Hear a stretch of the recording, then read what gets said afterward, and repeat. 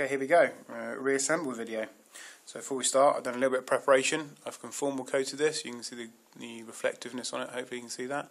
This doesn't make it waterproof, but it minimises the amount of water ingression or the sweat or whatever, moisture to get into the components. Obviously you can still get onto the connectors, which may cause some shorts and may cause your unit to stop working temporarily or completely.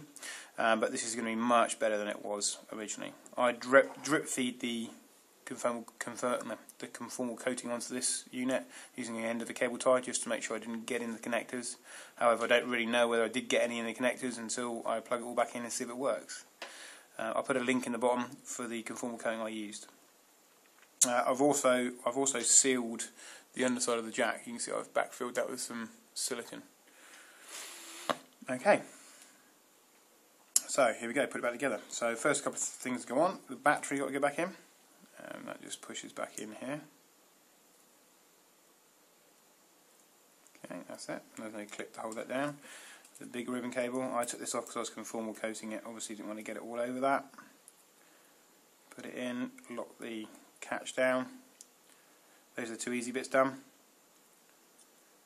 And now for the button connector, which is probably the hardest bit here. Before I start, I'm going to put a little bit more sealer here, just to hold the battery in position when it's there, and that bit was just for this connector here. You can see I did a dry run earlier just to make sure I did it properly, did it right, didn't switch it on, didn't close the whole unit up, so we'll still see, won't see if it works until the end. Okay, so the hardest bit is this bit, so let's make sure it all flaps up. And you'll have to bear with me, the camera doesn't make it easy either. If everybody finds an easier way of doing it, then post it in the link below.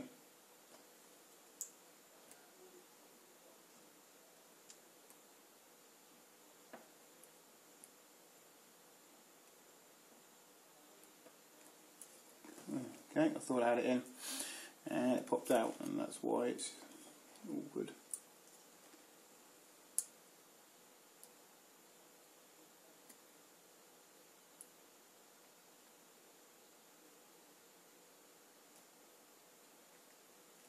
Okay, so it looks like it's in. Yeah, that's in well.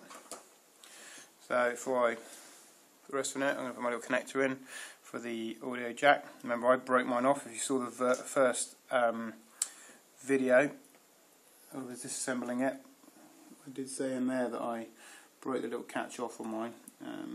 So what I did was I pushed all the terminals down on the open connector. On the connector it goes into, pushed all the terminals down just so that it did hold it relatively tight, and hopefully that'll work. So before I put it down,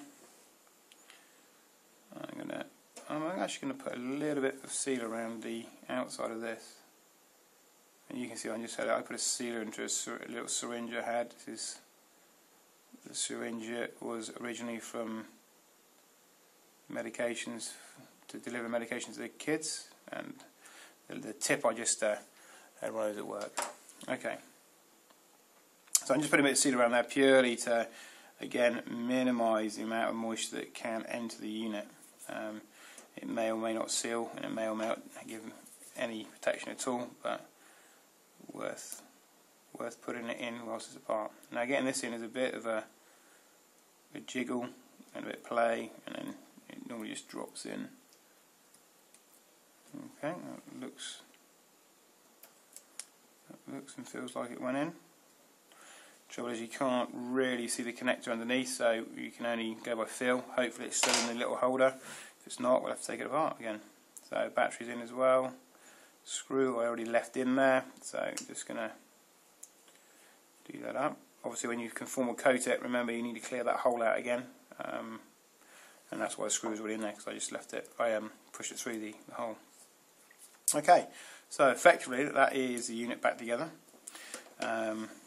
This is going to stick down. You can see there's a little bit of Captain tape there. You can probably use whatever you want, but Captain tape is an electrical tape for high temperatures and use for the components.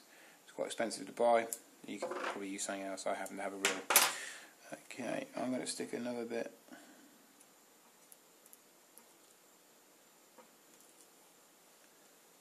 across the base. Okay, I'll stick that down later. Right, I'm also going to add, you can see there's a little bit of a gap around here. I don't know if you can see that, but you can see the light. You can see as my finger passed over the front of it. See a gap. I'm going to use the sealer again, and again it's not going to be 100%, but I'm just going to try and make a little protective seal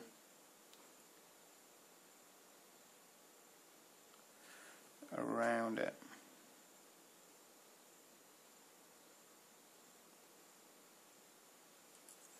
I'm not going mad because I don't want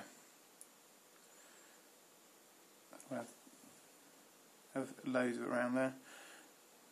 And there's a pop-in sealer, obviously. I'm going to go around there a bit, and probably later just wipe the excess off. Okay, I'm happy with that for now. Okay, so next is the screen. I'm just checking, make sure it's really clean. Yeah. Let's get these connectors in next.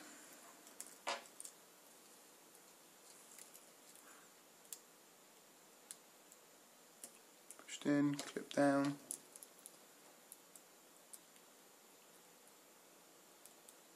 Pushed in, clip down. And then you'll see why I've got the Captain tape in there. Just to stick that back down. It might not be long enough.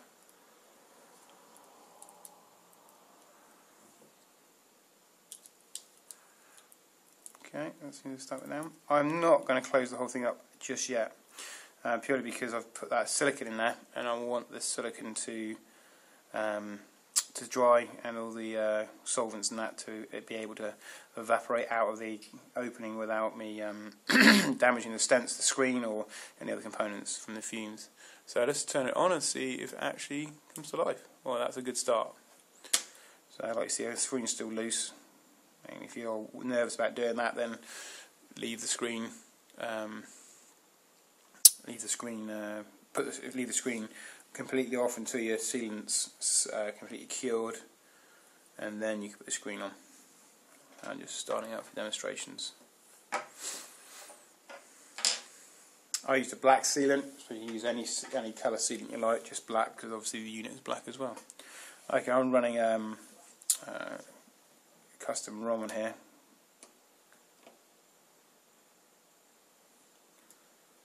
That doesn't seem to respond. Maybe it's not completely started yet.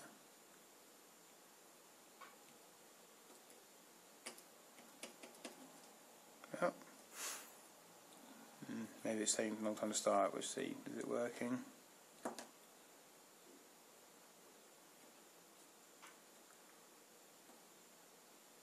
Wow, strange. Let's check those connections. Probably have to switch it off to check the connections. Let's just see if any other buttons work. Volume up, volume down works. Those buttons probably won't work until you've got the screen in, because they hold the little cage behind the buttons in position. So let's have a look at what happens to do that. Yep, that launches my launcher. I've remapped the buttons. Okay, and yeah, and that again, I've remapped my buttons. So all the buttons seem to work. The screen doesn't seem to work so well. So let me just turn the whole thing off,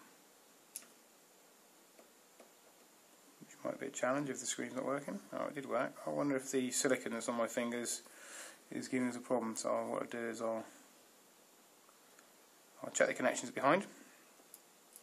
So let's have a quick look at that. I'm probably just going to flip them off and then flip them back on and put them back on again, just to make sure that they're in there properly. Worst case, it could be the other end of this big cable. Like I said, I might have some of the conformal coating on the connector. I was pretty careful when I did it, but I could have some on there. So I'm taking those completely out.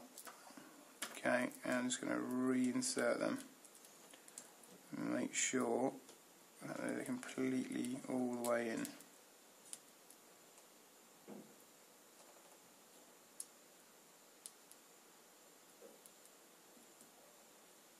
Okay, I'm also just going to quickly clean the screen, so I'm going to use my t-shirt or something as I haven't got a cloth here.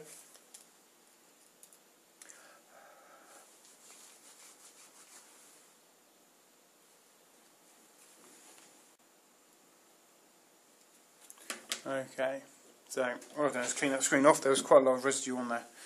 Also, you can see on my fingers you can see little bits of it. Conformal coating, you can see my nails shining where I sprayed it. Conformal coating is quite a good insulator, so that may or may not be part of the problem. So you saw the screen is still off. Let's just power that back on, and we'll let it start up and see. Like I said, I'm running a custom ROM. I was just playing with it before the unit received its single raindrop and stopped working. So I may probably go back to the stock ROM now it's up and running. We'll see.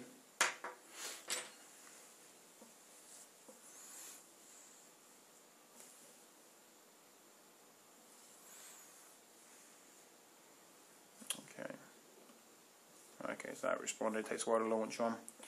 Let's let it settle. Okay, don't need to know about that. Stop loading. Okay,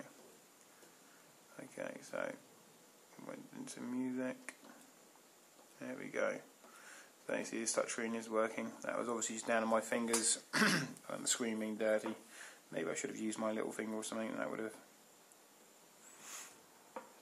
worked.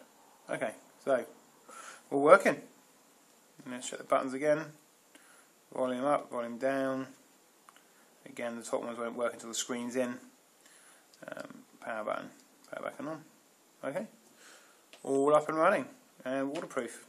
And only time will tell now. So, like I said, I'm going to leave that open, just let that sealant dry, so that we've got, you can see it in there, but hopefully a pretty good, pretty well sealed unit now. And I'm also probably going to add some sealer around the outside of the screen when I finally put that down, just to try and guarantee that I can minimise the amount of moisture going in there.